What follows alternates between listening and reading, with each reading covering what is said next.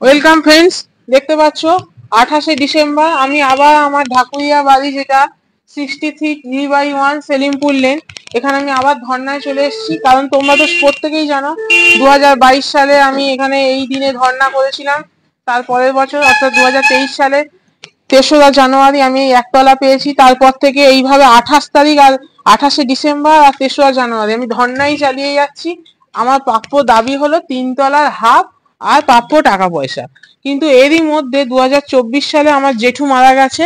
যদিও দাদা বা আমাদের এখান থেকে কেউই আমাদেরকে জানানো হয়নি, আমাদের মল্লিক বাড়িও কেউ জানে না। সেই জন্য আজকে আমি এখানে ধর্নায় বসে আছি। আর দেখছো আমার হাতে রেজার, আমার দেখছো দাড়িটা অনেক বড় হয়েছে। আমরা যেহেতু জানি না, আমরা অসহজ কখনো সেভাবে পালন করিনি। আমি 3 দিন নিরামিষ খেয়েছি। আর আজকে আমি এই বাড়ির সামনে রেজার নিয়ে তোমাদের সামনে গ্রাউন্ড জিরো থেকে আমি আমার দাড়িটা চাঁচতে শুরু করে দিলাম। দেখো, দাড়ি চাঁচতে শুরু করে দিলাম। আর এইটুখানি বলে দিতে পারি যে আমি আজকের এসছি, যেমন 3 তারিখে হয়তো আমি আসতে পারি। তার কারণ আমাকে আমার প্রাপ্য জিনিস, মানে ওরা ভাবছে ওরা মেরে দিল, ভাই না, প্রাপ্য জিনিস বোঝাতে হবে। তুমি যতদিন না বোঝাবে আমি ততদিন এখানে এরম ভাবে খালি গায়ে ঠান্ডার সময় বসে থাকবো। যদিও আজকে আমি এই মুহূর্তে এই দাড়ি কাটা হয়ে গেলে আমি চলে যাব এখান থেকে। কিন্তু চলে যাব মানে কিন্তু এখান থেকে আমি একেবারে ডিরেক্টলি বাড়ি চলে যাব না। ডিরেক্টলি এখানে একটা পাশে একটা কাজ আছে দরকার, ছোট একটা, সেই কাজটা সেরে আমি বাড়ি চলে যাব। এটা আমার দেখে প্রচন্ড খারাপ লাগছে। মানুষের বিবেকটা কোথায় গেল যে আমি এখানে খালি গায়ে বসে আছি।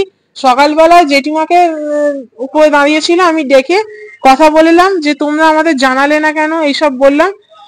তখন ও জেঠিমা শুধু একটাই কথা বললো, দেখো বাড়িতে কেউ নেই, আমি একা, আমাকে বিরক্ত করো না। মানে তুমি চুরি জোচ্চুরি সব করবে, আমরা প্রাপ্য অধিকার চাইলেই সেটা বিরক্ত হয়ে যায়। আর আমার কি বলবো বলুন, আর কিছু বলার নেই। এই তো আমার বাবাও এসে গেছে, ঘরে চাবি দিচ্ছিল একটু। আর দাড়িটা কেটে নি, দাড়িটা কেটে বাড়ি চলে যাবো।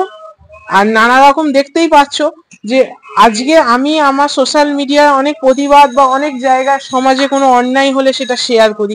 কিন্তু কেন আমি শেয়ার করবো না বলুন? আজকে আমার বাড়িতে প্রাপ্য সম্মান, প্রাপ্য স্বীকৃতি, প্রাপ্য অধিকার, এই 3টে আমাকে দেওয়া হচ্ছে না। ছোট থেকে আমি মল্লিক বাড়ি কি স্বীকৃতি সত্যি করে পেয়েছি? আমার তো মনে হয় না।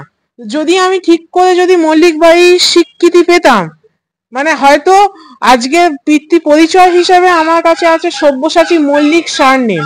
যেহেতু দেখছেন এখানে নেম প্লেটে লেখা আছে ডক্টর NN মল্লিক, মানে এটা আমার দাদুর নাম।